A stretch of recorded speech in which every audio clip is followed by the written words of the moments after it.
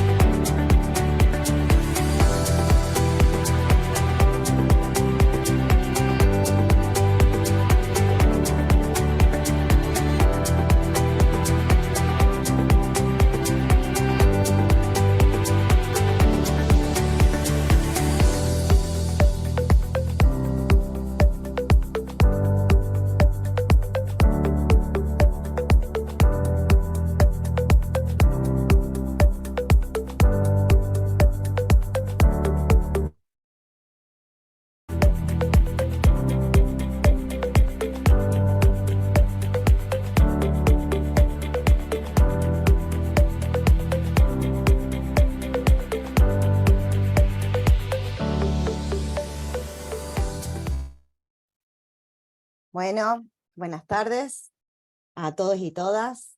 Es un honor estar acá hoy y dar inicio a este conversatorio sobre la evaluación en nuevos escenarios educativos. En representación de la Universidad del Gran Rosario, quiero darles una cálida bienvenida a este evento que busca promover el diálogo y la reflexión en torno a un tema fundamental en el ámbito educativo. Quiero agradecer especialmente a nuestra especialista en evaluación, Marilina Liefman, por aceptar nuestra invitación y compartir su experiencia y sabiduría con nosotros. Estoy segura de que su presentación va a ser inspiradora y nos va a brindar nuevas ideas para enfrentar estos desafíos que se nos están presentando. Algo muy cortito de Marilina: es licenciada en Ciencias de la Educación, es especialista y magíster en didáctica, actualmente es profesora y miembro de la Comisión de Maestría en Tecnología Educativa de la UBA. Además es miembro de la Red Iberoamericana de Investigadores sobre Evaluación de la Docencia, entre otras cosas más. Muchas gracias, Marilina, por estar acá con nosotros. Es un gran placer. Sin más, paso la palabra al secretario académico, el doctor Ezequiel Miller. Bueno, muchas gracias, Mercedes. Muchas gracias a todos y todas los que están aquí. Gracias, Marilina. Es un honor para nosotros que estés aquí presente por medios virtuales, ¿verdad? Y justamente en estos contextos en los cuales problematizar la evaluación a partir de esta situación tan particular en la que nos estamos encontrando, estos cambios acelerados, exponenciales de las últimas décadas, nos obligan a repensar nuestras prácticas docentes de modo permanente, y confiamos que la actividad, tu exposición, el diálogo que va a surgir y las reflexiones que van a forjarse a partir de este encuentro van a ser muy interesantes y seguramente van a penetrar fuertemente en la práctica de nuestros docentes. Así que bueno, felicitar también al espacio y a Mercedes en particular por impulsar esta actividad que creo que es muy relevante en el contexto de la necesidad de formar continuamente y reforzar esta perspectiva reflexiva entre nuestros docentes. Así que muchas gracias por la invitación y por la participación.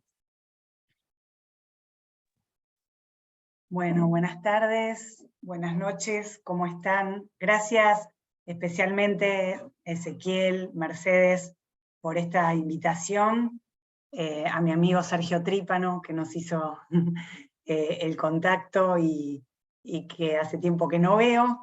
La realidad, Ezequiel, que cuando decís la presencia, además de esas líneas que leyó del currículum Mercedes, soy docente, profesora, visitante de Rosario, de muchos espacios, universidades, institutos. La verdad que es un lugar que me gusta visitar, estar.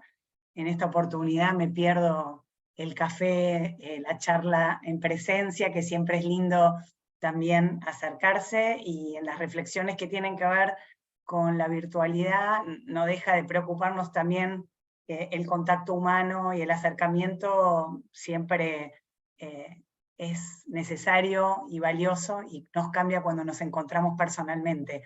Y lo digo como especialista también en tecnología educativa, y me dedico a la educación a distancia hace más de 30 años. Así que hoy la virtualidad también nos permite tener como un momento en el día para poder encontrarnos seguramente con más facilidad que en otros momentos, en lo que implicaba tener una visita en la lejanía de donde uno habita cotidianamente. Bueno, es un gusto, nunca había participado de un espacio académico con ustedes, así que conozco el proyecto, no tanto, pero conozco a través de colegas amigos, y la verdad es que celebro que puedan un grupo de docentes y la gestión ponerse a reflexionar acerca de temáticas tales como la evaluación, que son siempre polémicas y que siempre generan discusión e incertidumbres, y espero que con mi charla pueda inspirar un poco o desandar algunos caminos para construir nuevos, y también entender que la evaluación es un tema difícil, pero no es un tema que no pueda resolverse con reflexión, con estudio y con experimentación, que siempre en los temas de la enseñanza y de la didáctica, de los temas pedagógicos, requieren cuando enfrentamos nuevos desafíos, ¿no? Volver a experimentar, abrirnos a las nuevas tendencias, afianzarnos en las tradiciones pedagógicas en este sentido, y el intercambio con colegas siempre fructífero. Por supuesto que tengo construidas algunas, a partir de investigaciones y el trabajo profesional, algunas ideas y bueno, categorías teóricas en el campo, pero siempre el volver a discutir y a pensar nos hace tener en cuenta las problemáticas propias de cada grupo profesional en cada lugar, con las disciplinas que enseñan y que necesitan también pensar nuevas propuestas. Así que voy a hacer un recorrido de algunas temáticas de los últimos años y que nos han venido como desafiando, y luego tendremos seguramente un espacio de inquietudes, preguntas para conversar, ¿sí? Para opinar, más allá del chat que seguro que ustedes irán también poniendo algunos comentarios. Entonces, si les parece, voy a compartir pantalla con un presi que preparé para poder desarrollar un poquito algunas cuestiones que tenemos visto. Y en primer lugar, poco va a ser el recorrido que voy a hacer hoy. En primer lugar, me gusta y me interpela un poquito comenzar con una frase. Bueno, esperemos que corra. Esperen que...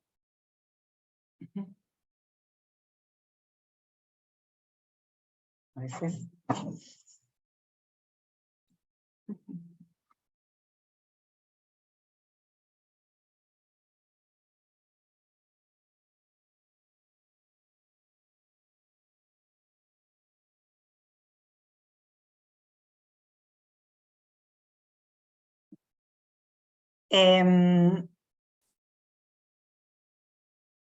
Cuando a la sociedad le pica algo, se rasca en la escuela, es una frase, como digo, que Larry Cuban, historiador de las reformas educativas en los 90, solía traer.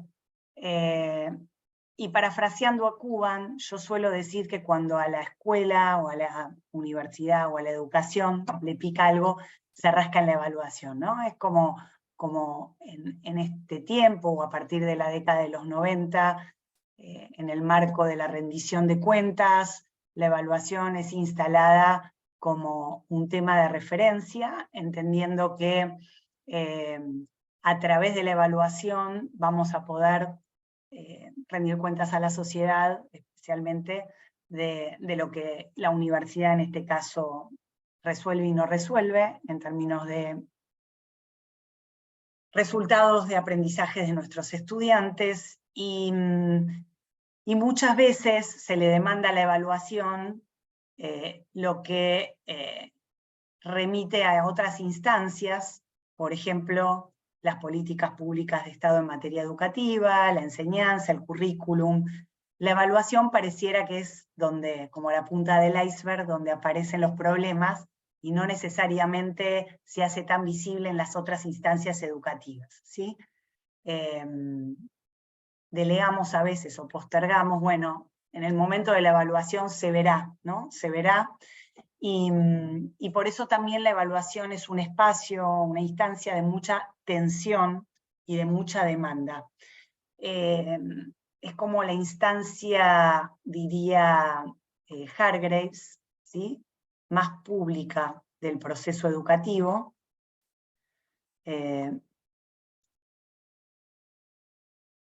Disculpen que hay algo en cómo se está viendo el presi que no me está dejando pasar fácilmente. Paradójicamente, dice Hargreaves, la evaluación es el aspecto más vulnerable del trabajo de los profesores y por consiguiente necesitado de protección, a la vez que la parte más pública y visible del proceso educativo. Hay algo de la evaluación que trasciende el ámbito del aula, ya sea como instancia de calificación, que es una de las partes o de las instancias evaluativas, ya sea a través de credenciales y titulaciones, ya sea a través de los promedios, o los saberes que los estudiantes saben o no saben cuando terminan un ciclo, un trayecto educativo, para pasar a otro, y es ahí donde trasciende los resultados de lo que una institución, un equipo de cátedra, un equipo docente visualiza a través de esos resultados. Por eso a la evaluación se le genera una atención extra que quizás no es tan sencillo demandar como decíamos, al currículum o a los procesos de enseñanza. Si hay algo que se enseña mal, o que no se profundiza, o si hay una materia o un trayecto educativo que está mal ubicado entre un ciclo básico y un ciclo superior de una carrera, o en algún momento del trayecto curricular del diseño curricular, quizás no es algo que se note o que se vea como rápidamente o fácilmente como un problema en los resultados de los aprendizajes y en los procesos de los aprendizajes de los estudiantes. Sin embargo, cuando los estudiantes no terminan de afianzar ciertos conocimientos, o tienen desconocimiento de algunas instancias o de algunos conceptos previos, sí aparece esto visualizado en las trayectorias de los mismos.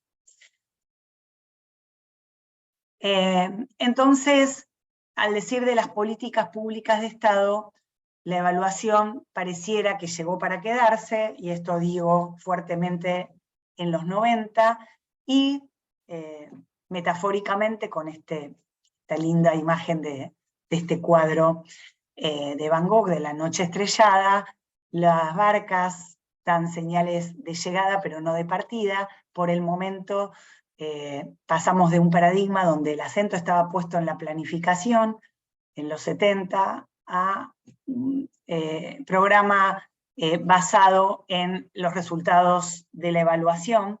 Somos evaluados, nos evalúan, evaluamos en términos de instituciones, carreras, programas, pares, proyectos, currículum, evaluaciones de los aprendizajes, y eso en algún punto todavía aún no da señales de partida.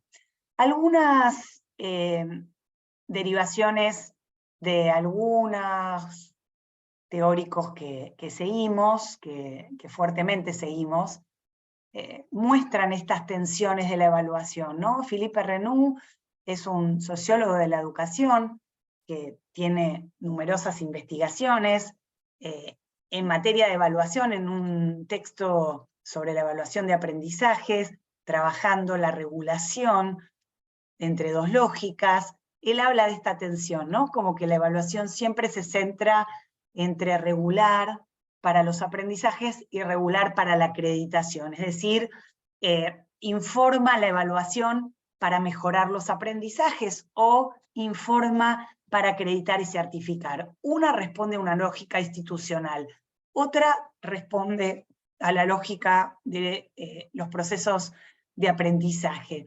Estas dos lógicas a veces se integran equilibradamente, pero la mayoría de las veces entran en tensión. ¿Qué privilegio que dejo de lado?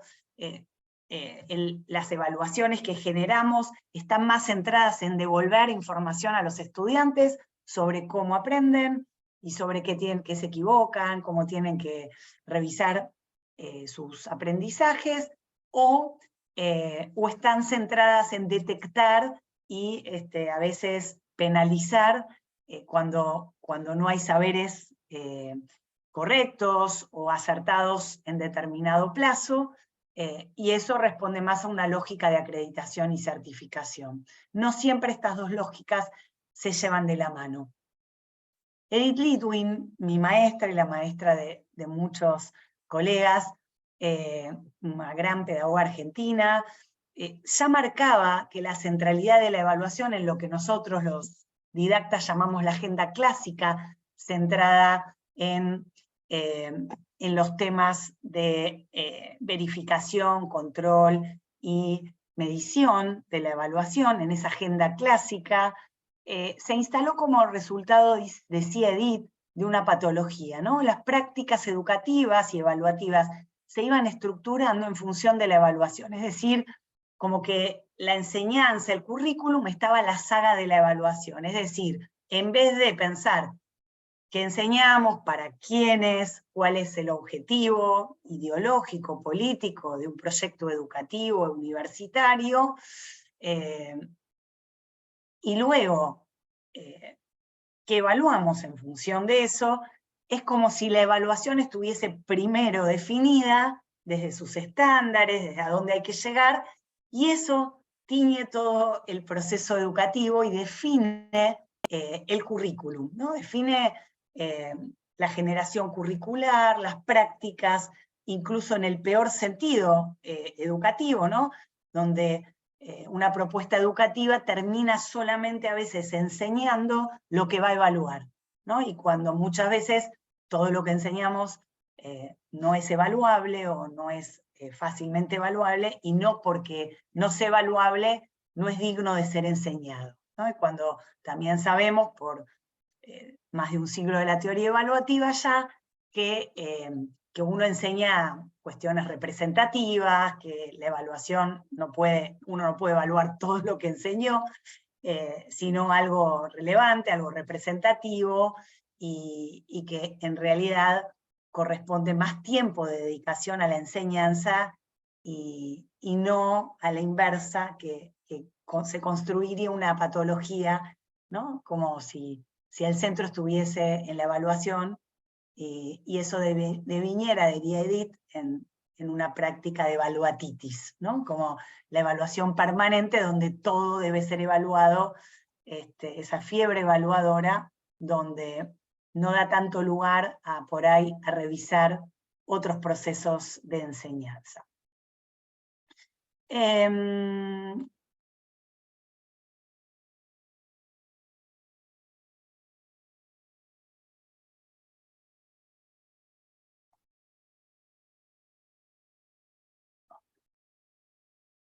Un segundito.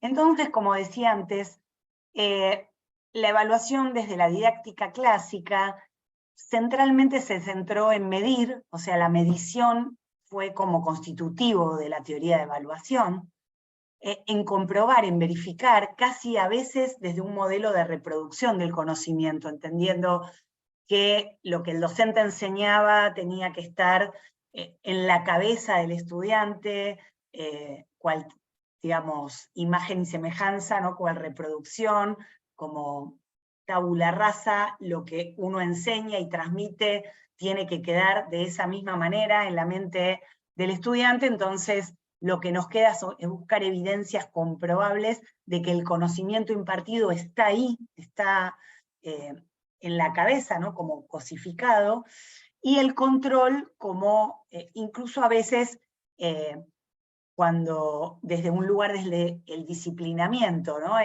Si no estudias para la clase, bueno, total en la evaluación te voy a evaluar y eso es lo que juega, ¿no? Lo que entra. Entonces hay como una perversión de las prácticas de evaluación donde los estudiantes terminan a veces aprendiendo por lo que me van a evaluar y no tanto por el deseo de aprender, ¿no? Como que se desvirtúan las lógicas y se invierte el deseo por aprender en la necesidad de evaluación y de discusiones entre intercambio de calificaciones con los docentes respecto de lo que eso va a tener incidencia en las calificaciones finales y en la acreditación de los saberes.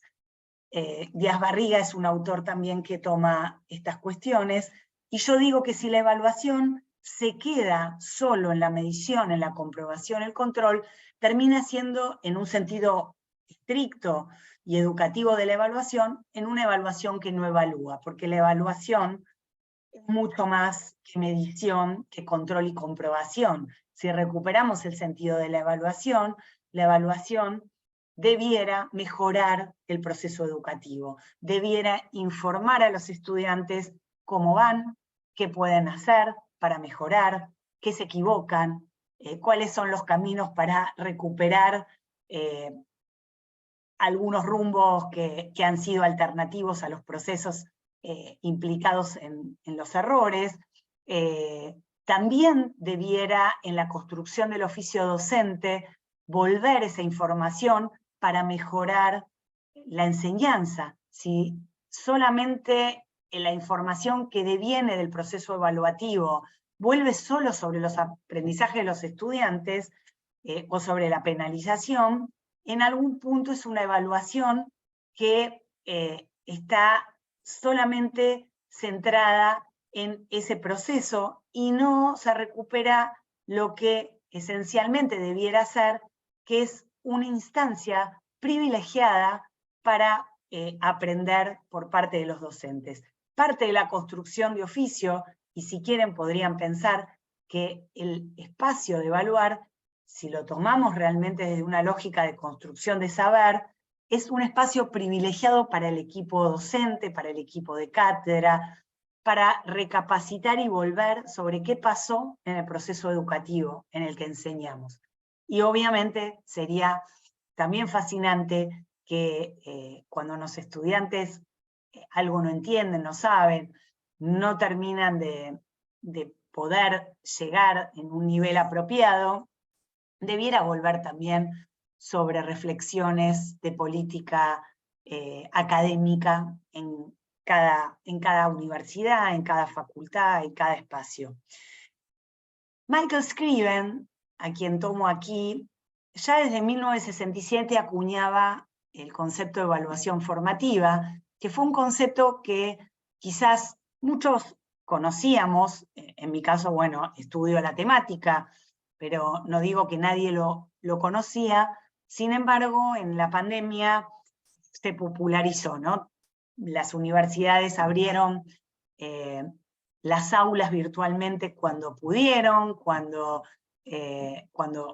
nos ayornamos a poder subir quienes no tenían propuestas virtuales, sus materias, y por el primer momento, como se creía que la pandemia iba a durar, o el aislamiento, no la pandemia, pero el aislamiento iba a durar poco, hasta nos permitimos dejar de lado la acreditación por el momento. Es como, bueno, la acreditación tiene que ser cara a cara, tiene que ser mirando que el estudiante, identificando la identidad del estudiante, que no se copie en presencia. Entonces, por ahora, ok, estaba permitido evaluar formativamente, ¿no? Hacer un proceso, retroalimentar, y ahí, mejor o peor, los docentes empezaron a probar instrumentos, a hacer devoluciones, a hacer proyectos grupales.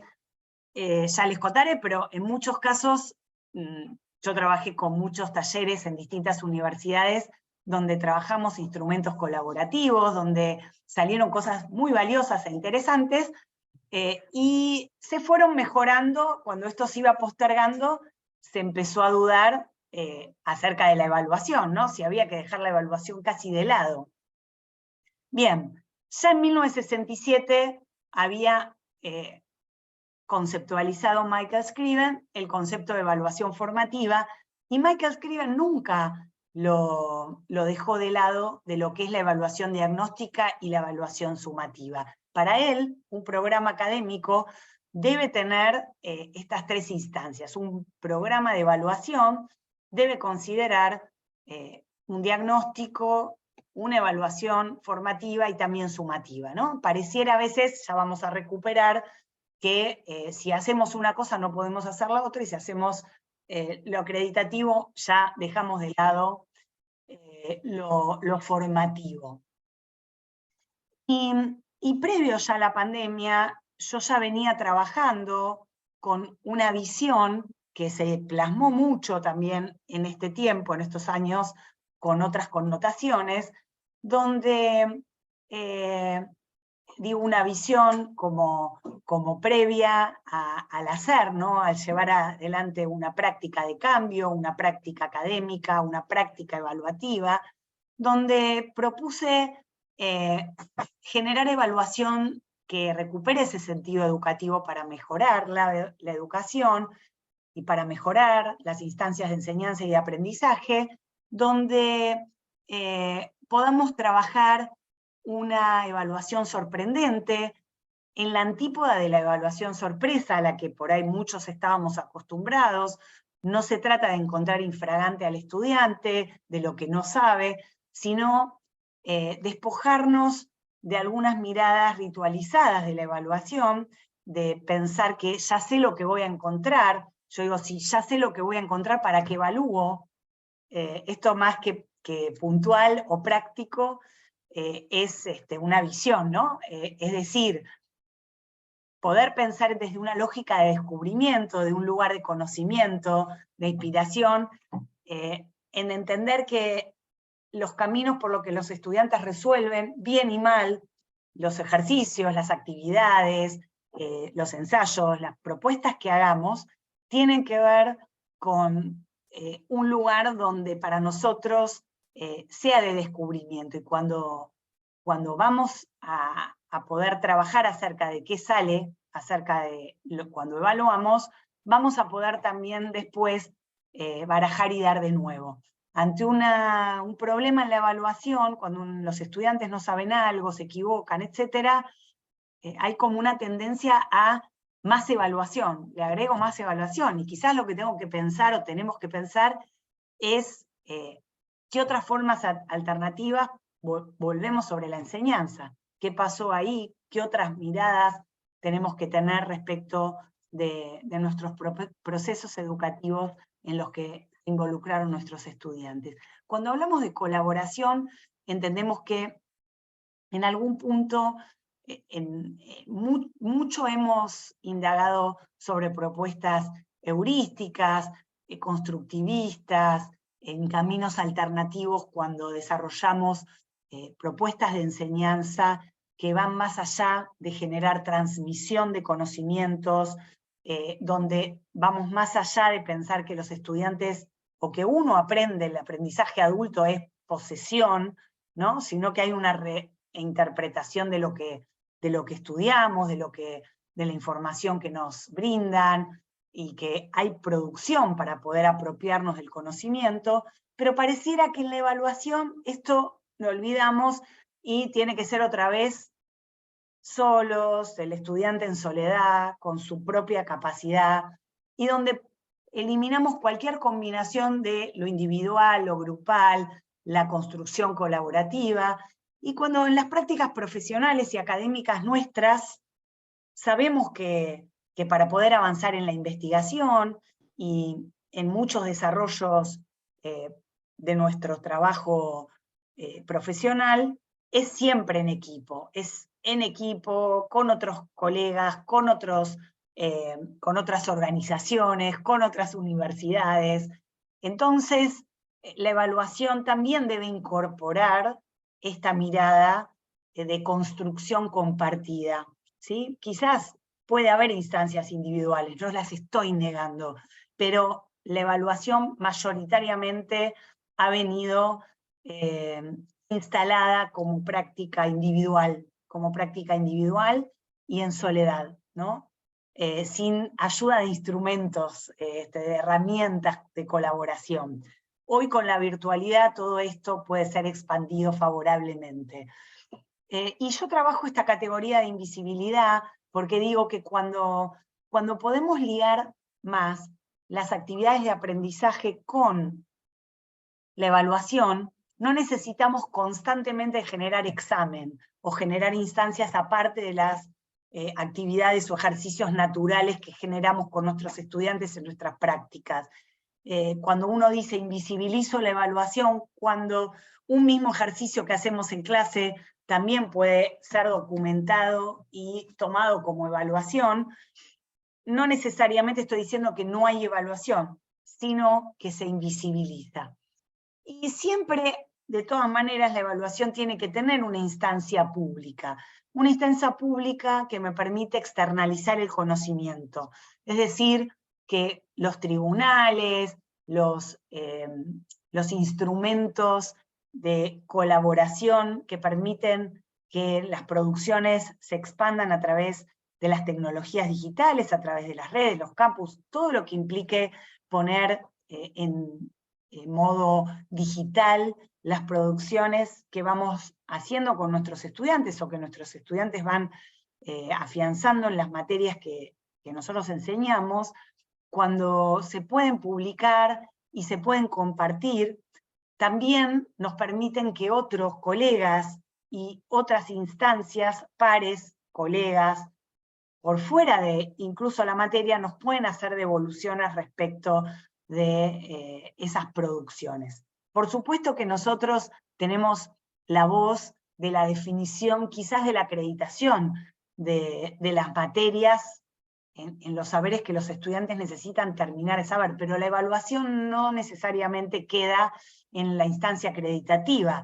Las devoluciones de un producto para la industria o de un desarrollo que los estudiantes realicen para resolver un problema comunitario, también tiene que ser exhibido y expuesto a la comunidad cercana que va dirigido ese producto o esa producción o esa resolución de problemas o ese proyecto. Si estamos entendiendo que un desafío comunitario también puede ser resuelto por algunas de las instancias de los trayectos formativos en los que nosotros somos parte como propuesta universitaria en una zona, ¿no?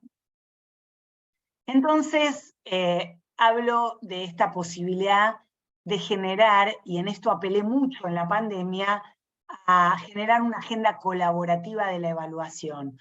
Porque si hablo de colaboración en la evaluación, también digo, tenemos grupos de docentes trabajando sobre instrumentos, sobre propuestas, sobre algunas instancias que vamos probando y experimentando y que podemos enriquecer a otros colegas, o con algunas cosas que ya hemos probado y que no han dado suficiente buen resultado, o algunas que sí.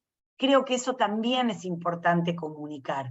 Y algunos de los rasgos que fuimos construyendo en este tiempo tuvieron que ver con esta agenda, que por ahí no voy a pormenorizar ahora, pero algunas de estas categorías, algunas son teóricas, otras son hashtag, que son como advertencias, ¿no?, de cosas que vamos relevando, vienen de derivación de la teoría evaluativa y también de un trabajo recogido en pandemia con la apuesta casi obligada a trabajar en la virtualidad.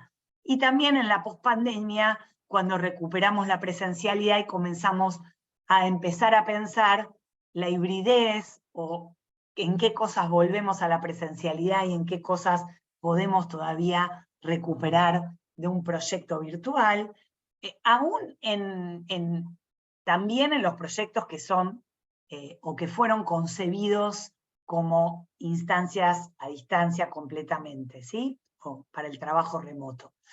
El tema de los requisitos de significatividad, representatividad y diferenciación cognitiva son propios de la teoría evaluativa y anteceden y atraviesan cualquier propuesta de evaluación, ¿no? Entender que el acceso es algo que, si trabajamos con tecnología, debemos considerar. ¿Cuál es el acceso instrumental y simbólico que nuestros estudiantes y nuestros docentes manejan para poder tomar decisiones respecto de una propuesta evaluativa? Pensar que la construcción de criterios es un tema de agenda, entender que trabajar con criterios es como la base de las rúbricas. La rúbrica fue un instrumento popularizado en la pandemia, pero así como la evaluación formativa datada de antes, ya era un instrumento que conocíamos, pero se popularizó. Pero la base del trabajar con rúbricas tiene que ver con consensuar criterios, ¿no? Sobre niveles de aceptabilidad de las evidencias de los criterios que nuestros estudiantes despliegan cuando conocen nuestras materias, nuestras disciplinas. Entender que los criterios no pueden ser ocultos, que hay que develarlos, que hay que trabajarlos con nuestros estudiantes, que la evaluación no puede ser misteriosa, no puede ser deconstruida desde el oficio del estudiante como, y no sé con qué se va a venir este docente, aparte ahora hay algo virtual, bueno, pero ¿qué se me va a pedir? ¿En qué se va a poner énfasis? Todo eso tiene que poder ser develado. Entonces, cuando empezamos a trabajar con la virtualidad, la hibridación, necesitamos también confiar en algunos de los instrumentos y las propuestas que veníamos haciendo como habituales, y sobre esa también crear nuevos, ¿no? O generar creaciones, pero no siempre lo nuevo tiene que ser desterrar todo lo que hacíamos, porque quizás algo de lo que hacíamos tenía su sentido, y además es algo que ya tenemos trabajado. Entonces, trabajar sobre la tradición y la innovación también es potente. Entender que trabajar con los errores es un trabajo no solo de detectarlos y penalizarlos, sino en tratar de ver cuál es el origen de esos errores. Y que a veces ante el mismo error cometido por los estudiantes puede develar orígenes distintos y errores distintos, ¿no?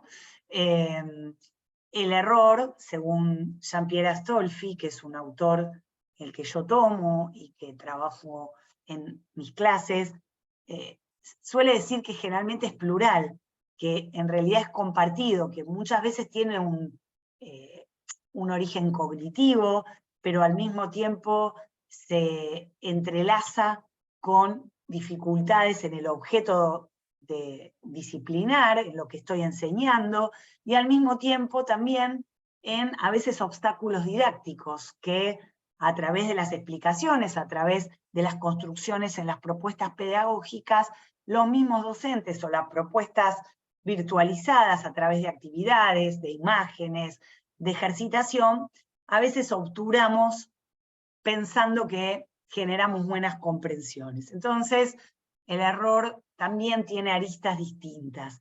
Y esta idea de tus errores me interesan, es decir, que pensar que alguien se equivoca es que está aprendiendo, es que hay movimiento de su mente, hay movimiento en la producción. Si yo rápidamente, desde una mirada de acreditar y decir, bueno, no, corrijo el error rápidamente y lo destierro, y no dejo que salga, y no dejo que eso se trabaje, y puedo ponerlo en juego con saberes anteriores, con nuevos conocimientos, en realidad estoy obturando un proceso lógico que es de construcción del conocimiento. A veces estamos como apurados por tener un resultado bueno, y siempre avanzar en los procesos de construcción del conocimiento implica a veces dar pasos para atrás y volver a poner en juego. Y cuando hay un nuevo conocimiento que aprendo, en realidad vuelvo por ahí a tener errores, porque pongo en juego mis esquemas previos, pongo en juego nuevos procesos de resolución de problemas, y por ahí me vuelvo a equivocar, porque estoy aprendiendo, no estoy terminando un proceso. A veces confundimos el proceso, o sea, la evaluación parcial, con lo que implica la finalización, por lo menos de un periodo, donde quizás determinados saberes deberían estar aprendidos. Y aún así, desde las teorías del aprendizaje, también sabemos que el proceso de aprendizaje a veces lleva mucho más tiempo que el periodo lectivo o que tenemos para desarrollar una materia o algún taller o un seminario. Y de todas maneras, eso es donde entra en tensión la acreditación con los procesos formativos cuando evaluamos. Siempre debemos entender que todo esto implica un proceso ético y cuando evaluamos y juzgamos el valor de ciertas producciones, de ciertos aprendizajes, siempre estamos juzgando el valor de algo que alguien desarrolla, que alguien hace. Entonces, no podemos dejar de lado algunas cuestiones que tienen que ver con el respeto de la corrección, en los tiempos de feedback, en que tenemos que, incluso en la virtualidad, muchas veces acelerar más la devolución, porque el estudiante lo tenemos a distancia y necesitamos dar cuenta de que estamos ahí, que lo seguimos, ¿sí? Que quizás no lo tenemos en presencia, y es una forma también de, no solamente es una consideración de criterio de evaluación, sino también es una consideración ética, ¿no? De respeto a a quienes estamos enseñando. Y muchas de las cuestiones tienen que ver con pensar cuestiones sencillas, que no por sencillas sean serias, pero sí que sean sensatas. Toda la época de la pandemia nos obligó a focalizar y a priorizar, porque no podíamos enseñar todo, porque no habíamos planificado previamente un proceso educativo virtualizado, y ahí no dudamos en despojarnos de cosas, de dejar de lado la acreditación, y decir, bueno, a ver lo esencial, porque no hay tiempo, porque empezamos más tarde. Ahora bien, la focalización y la priorización son pilares de la planificación educativa, siempre tienen que estar. Si hay algo que quedó claro en la pandemia, no debiéramos hoy volver para atrás y decir, bueno, ahora si volvemos a la presencialidad completa, o si volvemos a un proceso más o menos en los tiempos que teníamos antes, ya está, ahora volvemos a lo que son esos currículum por extensión, ¿no?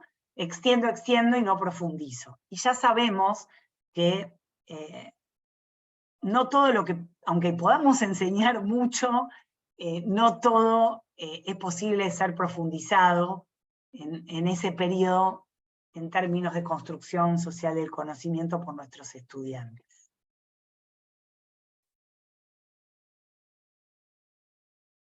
Entonces,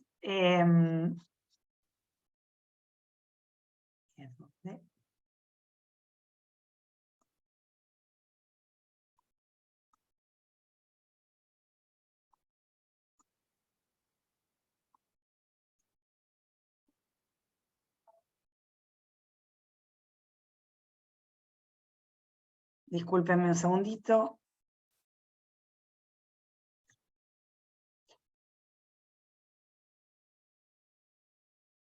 Entonces voy hacia esta última parte de mi presentación, donde construí algunos mitos y realidades, y luego voy a trabajar algunas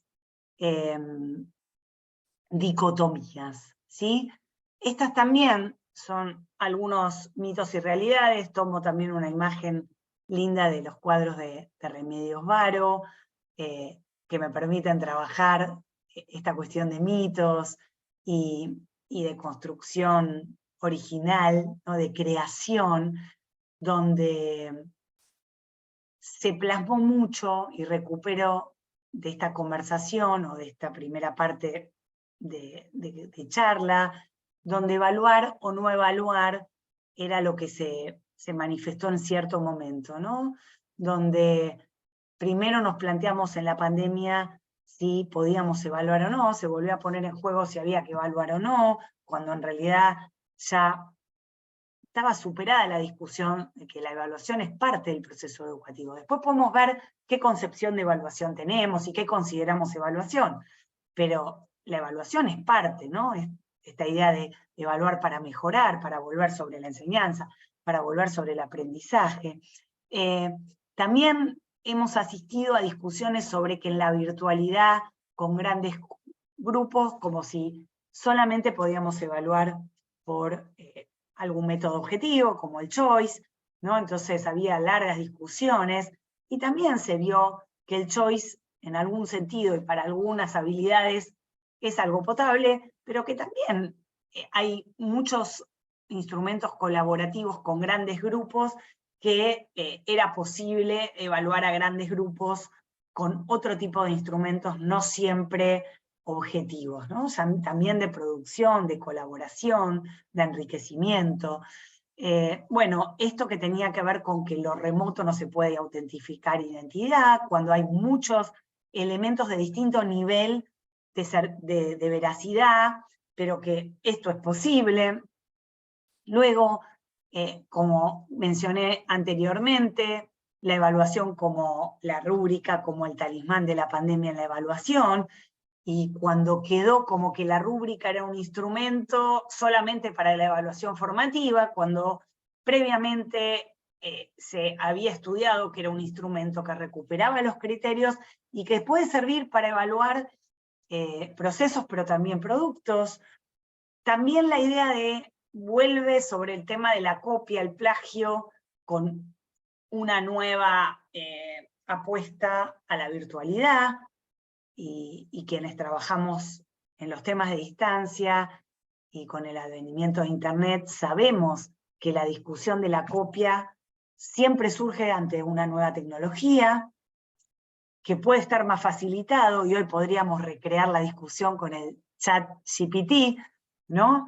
Que, uy, y otra vez. Entonces ahí la pregunta central, más que nada, es qué hacemos con la inteligencia artificial en la evaluación o en la enseñanza, o qué hacemos con Google en la enseñanza, o en su momento con la calculadora, ¿sí? Para atrás podemos ir pensando con cada objeto tecnológico que me permite facilitar cosas y copiar. Obviamente son distintos y hay características distintas, pero uno dice, bueno, ¿qué hacemos hoy con la evaluación? Teniendo el chat GPT que me resuelve en 10 segundos algunas cuestiones rápidamente, ¿no? ¿Qué hacemos con la evaluación? ¿Qué hacemos con la enseñanza? Si en breve tengo búsquedas que arrojan algunas cosas interesantes rápidas, ¿sí?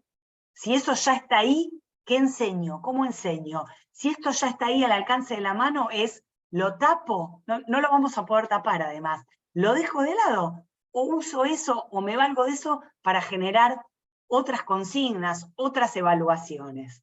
¿Sí? En este ecosistema tecnológico, la pregunta no es qué hago con la tecnología en la universidad, sino es qué hago con la enseñanza en la universidad, y en este caso con la evaluación, con esta tecnología en este ecosistema que ya es parte de nuestra cultura, de nuestras relaciones humanas, de nuestra comunicación, y en particular de las nuevas generaciones con más asiduidad y con características distintas incluso, por lo menos de mi generación y de algunas no tan jóvenes o no tan nuevas. Y entonces aparecen unas falsas dicotomías cuando queremos trabajar la enseñanza y la evaluación en la hibridación, en estos nuevos escenarios. Vuelven a aparecer nuevos versus, nuevas dicotomías que son falsas desde mi punto de vista. No podemos trabajar lo presencial versus lo virtual. Bueno, ahora volvemos a la presencialidad, nada de lo virtual. No estoy hablando de las propuestas ya concebidas como propuestas a distancias. Incluso en la distancia puede haber algo de presencialidad, ¿sí? No necesariamente siempre en la evaluación. Podría haber prácticas que son necesarias en algún porcentaje para resolver presencialmente. Empecé esta charla diciendo, a veces es el café o el recreo informal que se genera en el pasillo cuando un estudiante se permite preguntar algo con más informalmente, o no se anima en el contexto de la clase a hacerlo, y ese momento informal del café, del recreo, permite hacerlo en otra reserva, ¿no? Entonces, hay algo de poner en ese versus, lo mismo con la evaluación. Dejamos de evaluar porque no se puede, porque si no hay forma de corroborar esto, esto y esto, no evalúo, o evalúo permanentemente, ¿no? Y ante un problema, una nueva evaluación, y a veces encontramos prácticas donde primero se evalúa antes que se enseña. También pensar que incluso en la virtualidad podemos pensar una evaluación sincrónica y asincrónica combinada, no es una u otra. Y lo mismo lo formativo y lo sumativo. En un momento encontramos propuestas muy centradas en los resultados, y cuando encontramos momentos de virtualización, bueno, ahora trabajamos en la pandemia formativamente y volvemos a la presencialidad otra vez, dejamos de lado esas cuestiones muy ricas que tuvimos de feedback con algunos procesos interesantes. Entender también que la acreditación puede tener partes de la regularización del aprendizaje, que no solo después tengo que poner exámenes aparte. Y la tradición y la innovación también tienen que ver con procesos, como dije previamente, que pueden combinarse y arraigarse. No es que lo tradicional o lo vigente o lo anterior no sirve y lo desterramos, y todo lo nuevo tampoco se trata de no tomarlo, ¿no? De volver sobre lo anterior siempre.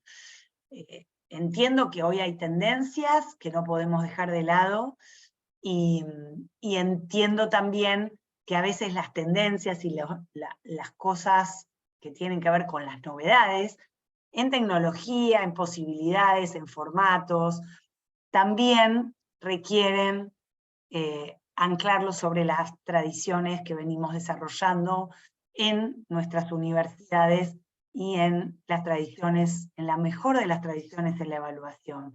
Entonces, si entendemos, para ir cerrando, que la universidad implica creación de conocimiento, no podemos entender que a nuestros estudiantes los formamos entendiendo una lógica de reproducción del conocimiento, ¿sí? Sino, y que por ahí sean creativos cuando terminen. La creación la dejamos para las prácticas profesionales.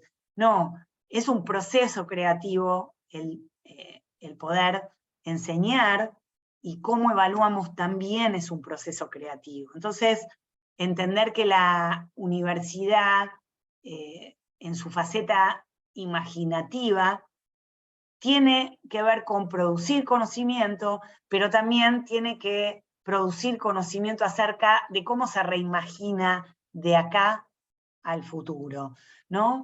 Y eso también implica un repensar y un evaluar sus posibilidades, sus recursos humanos, sus proyectos académicos, sus proyectos en términos de propuestas curriculares y de enseñanza, y también su propuesta de evaluación. Así que bueno, termino aquí mi charla en el tiempo que habíamos fijado, que eran 45 minutos, creo que reloj. Mercedes, Acá ¿cómo estamos, lo ves? Marilina. Perfecto, Marilina, qué placer. No sé si se me escucha bien? Yo te escucho. Perfecto, qué placer realmente escucharte como siempre que te escucho, tan clara. Me encanta eso de vos, que no das recetas, sino que das ciertos escenarios para pensar y reflexionar. Tomé muchísima nota, y algo que es la primera vez que te lo escucho, por lo menos en otras oportunidades no lo había tomado, que es la evaluación colaborativa. Me pareció interesantísimo para pensarlo, y después, bueno, vos lo retomás hablando del chat, de la inteligencia artificial, y yo lo primero que pensé, dije, claro, cómo se van dando estas nuevas conformaciones, y pensar en lo colaborativo no solo entre personas, sino con herramientas que son totalmente distintas y que también pueden ser colaborativas. En estos entornos que nos van, bueno, que se nos van presentando como desafíos constantes, en constante evolución, poder replantearse la didáctica, la práctica y nuestra propuesta curricular, pensando la evaluación como parte de esto, nos parece, me parece sumamente interesante. Así que Marilina, muchísimas gracias. Bueno, creo que está abierto el chat para hacer alguna pregunta. Si alguien quiere... Disculpen que tuve algo un poquito lento con el pasaje del Prezi, que con las distintas cosas me quedaba, pero bueno, espero que no les haya molestado. Marilina, compartirte algunas cosas que dice acá el chat, es realmente la claridad de los conceptos vestidos son impecables, muy bueno y aporta mucho. Felicitaciones a los organizadores, bueno, muchas gracias, muy bien Marilina, increíble. Y bueno, lo que yo quiero es, si alguien quiere hacer alguna consulta particular y la aprovechamos a Marilina, le robamos unos minutos más, podemos aprovecharla. No me roban, para mí es un gusto, es el tema que me apasiona, con el que más, el que más estudio, digo, soy docente también universitaria, como ustedes, y tengo preocupaciones, y también tengo desafíos con la evaluación, pero bueno, es un tema de mucha rispidez, pero bueno, a mí me apasiona. Sí, realmente es un tema que, bueno, que hay que replanteárselo continuamente en la práctica docente, digamos, en mi práctica. Volviste a interpelar mi práctica docente, como siempre, y eso es buenísimo, esto lo tenemos que hacer cada tanto, seguido. Bueno, ¿alguna pregunta? Si no la damos por cerrado, saben que el contacto está y podemos recurrir a Marilina. No tengan... no tengan vergüenza. Sí, a mí me consultas, comentarios, alguien quizás quiere compartir alguna experiencia, digo, no necesariamente, pero aprovechen, anímense. Siguen poniendo muy interesantes, siguen poniendo... Seguro que algo... Sí, Teo. ¿Me escuchan? Sí. Porque, bueno, me parece... ¿Quién habla? ¿Quién habla? Porque por ahí lo Laura estoy viendo. Estival, de Venado Laura Tuerto. Estival. ¿Quién? Hola, Laura. ¿Quién? Laura Estival. Así de UGR Venado Tuerto, de acá de esta sede.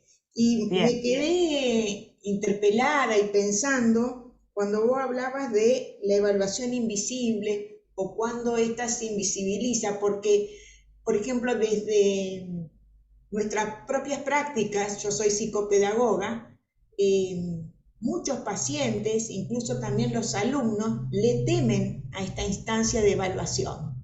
Y muchas familias también vienen y dicen, esta es la semana de las evaluaciones, ¿no? Como de la comprobación, de la prueba, parecería que, por ejemplo, estos pacientes están arrinconados, puestos contra la pared, más allá de las adecuaciones o de lo que sea.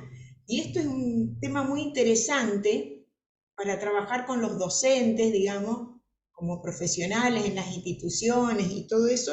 Y cuando vos hablabas de lo colaborativo, es a veces perder la vergüenza de mostrarse con nuestros aciertos y con nuestros errores, porque muchas instituciones no quieren que se le comunique a otras instituciones o al supervisor o a los equipos técnicos de las escuelas especiales, no sé, como no trabajar justamente colaborativo, pero no tanto, digamos, ¿no? Y esto me parece que es como un desafío, como una provocación para seguir pensando, y realmente la verdad que me encantó la charla y valió la pena. Muchas gracias. Bueno, es así, la verdad que yo lo que creo es que a veces a nivel de marco uno entiende que es para ese lado, también no dejo de pensar que puede haber, que tampoco es que me parece a mí mal, que haya alguna instancia examinadora o alguna instancia que también prepare para otras instancias, porque también si sacamos o desterramos algunas prácticas que después van a ser tomadas en un montón de espacios y no preparamos a los estudiantes para esas instancias, todavía el salto amenazador y tenso va a ser mucho peor. Sin embargo, yo me refiero, con estas categorías sobre todo, salen de la investigación, entonces cuando la atención es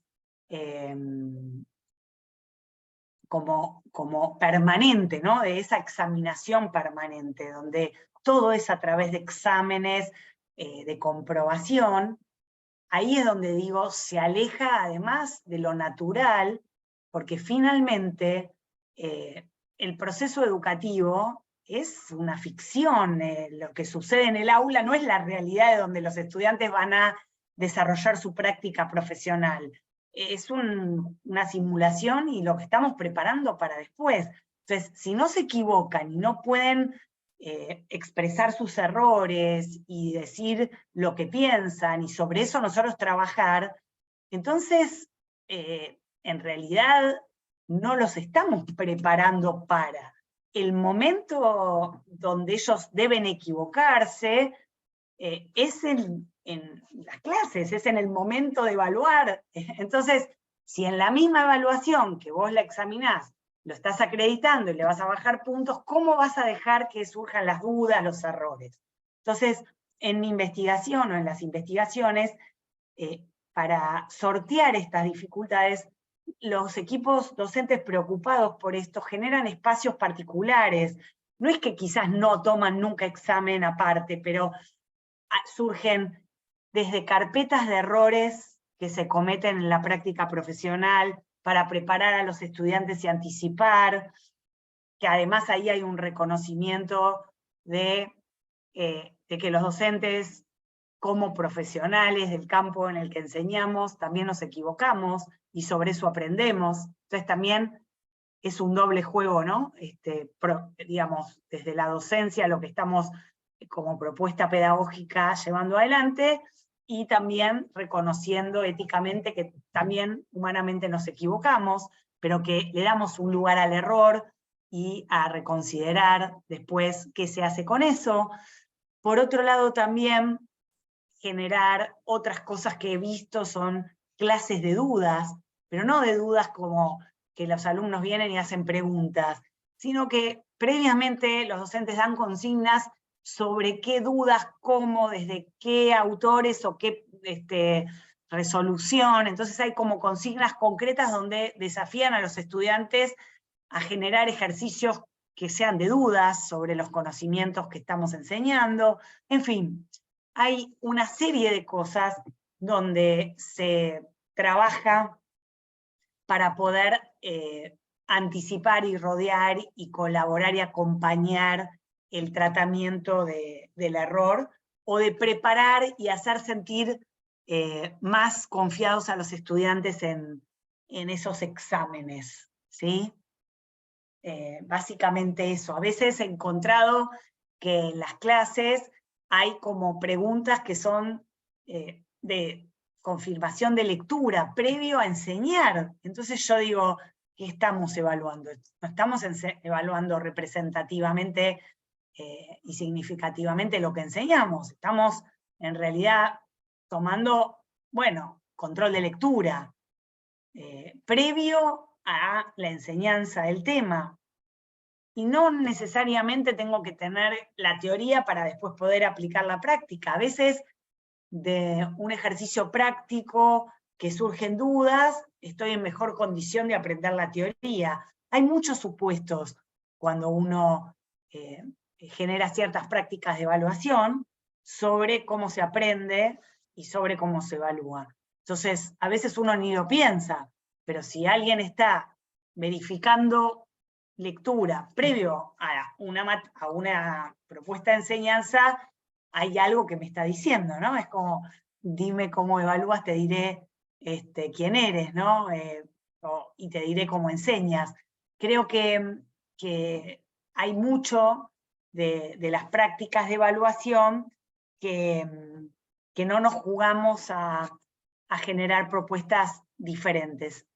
Distinto es, quizás en las propuestas de enseñanza, hoy ya asumimos más riesgo de cosas alternativas, pero pareciera que en las propuestas de evaluación nos agarra como la cuestión controladora, el de sacarnos la incertidumbre y que tenemos que verificar en exceso, no digo que no haya algo de evidencia, que los estudiantes tienen que demostrar su conocimiento, por supuesto, pero no necesariamente con las prácticas de evaluación difundidas nos garantizamos que el nivel de conocimiento de los estudiantes es el que debieran tener.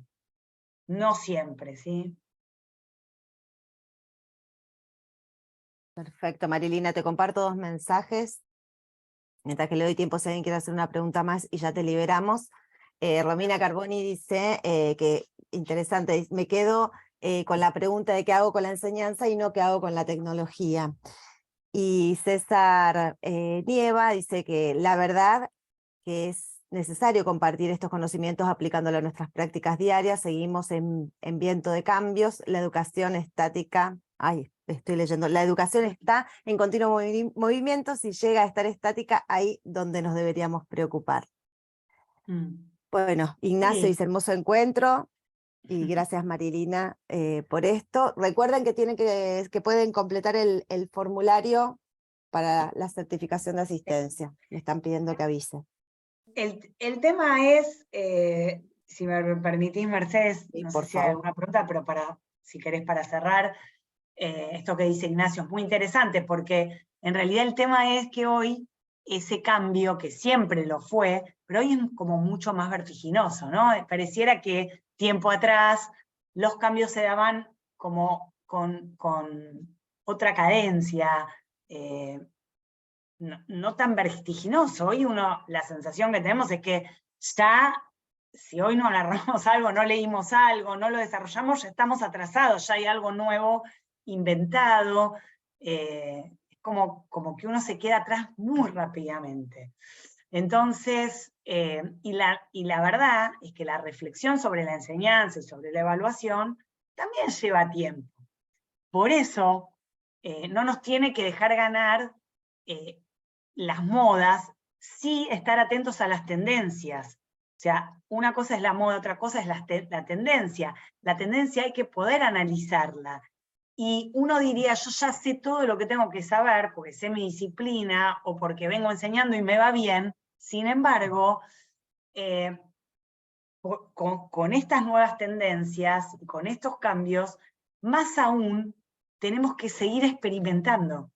O sea, la garantía también de poder ir como renovando y estar un poco abiertos a cosas nuevas y a lo que viene, es también experimentar, no dejarnos ganar por siempre hacíamos y nos fue bien, porque en algún momento, además, el conocimiento y la tecnología cambiaron y quedamos completamente atrás, ¿sí? Y esto quedó completamente demostrado con la pandemia, que las últimas que salieron a poner a punto la virtualidad, no digo cada universidad, pero sí puedo hablar por mi universidad, que es la Universidad de Buenos Aires, que fue de las últimas, fueron las universidades. Las escuelas no tuvieron tiempo, cuando además, incluso lo que más se adapta a trabajar virtualmente a distancia es la enseñanza adulta. Entonces, las universidades fueron las primeras que un poco se resistieron a poner a punto rápidamente las clases en la virtualidad. Y las escuelas no tuvieron chance. O sea, mañana tenés que estar con una propuesta, abriste el Zoom, el Classroom, todo lo que había alrededor, como sea, y agarrate, ¿no? Y cada uno sabrá y vio lo que fueron las clases en las escuelas. Yo participo de lo escolar y también de la universidad. Tengo como profesional trabajo en los dos ámbitos. Y digo, las universidades, en términos generales, aparecieron mucho después. Estaban muchas esperando que pase el aislamiento para volver a la presencialidad. Entonces, hay una tendencia de ayornarse poco y queda a veces en las manos de los docentes individuales, porque muchos docentes innovan, desarrollan cambios, se abren, generan nuevas prácticas. No es que nadie genera, hay muchos colectivos docentes también trabajando sobre cambios, pero el movimiento universitario pareciera que se resiste más por estar más cercano a dar credenciales de habilitación de títulos, ¿no? Esto lo entiendo, pero son discusiones que no son contrapuestas. Hay que dar esa discusión en relación a la evaluación y a poder arriesgarse también a seguir experimentando. Sí, absolutamente. Perdón. Sí. No, digo esto, Sí, Sole. Marilina, me quedé pensando en lo que propusiste al principio, esto de, bueno, que ahora lo recuperabas recién con lo que contabas respecto de la acreditación, esto de, bueno, generar o sea, aprender o aprobar, ¿no? Esta cuestión que está todo el tiempo como puesta ahí como en puja, digamos, nosotros muchas veces en el aula decimos, esto presten atención porque entra en el parcial, esto tengan en cuenta que se va a evaluar, digamos, o sea, como que hay un señalamiento donde el docente también hace una invitación a que hay contenidos que van a estar en la evaluación y por ende pareciera como que son más importantes.